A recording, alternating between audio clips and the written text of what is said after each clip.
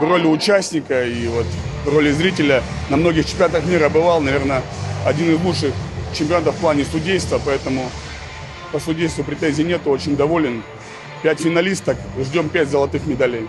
То есть, соответственно, есть такая претензия жирно на первое общекомандное место.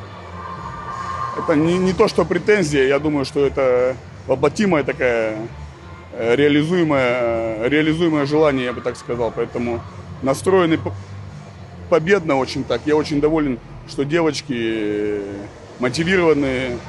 Вот честно скажу, вот 12 девчонок у нас, да, сборная. И кто с медалями, кто без медалей. Ни к одной девочке у меня нету претензий. В плане того, что в ринге они делали все, что могли.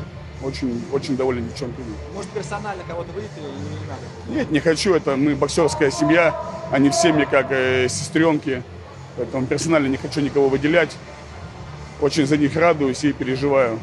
Вот 5 золотых медалей реальная цель? Почему нет? Кто сказал, что нет? Мы на это рассчитываем, мы на это надеемся, мы в этом направлении работаем.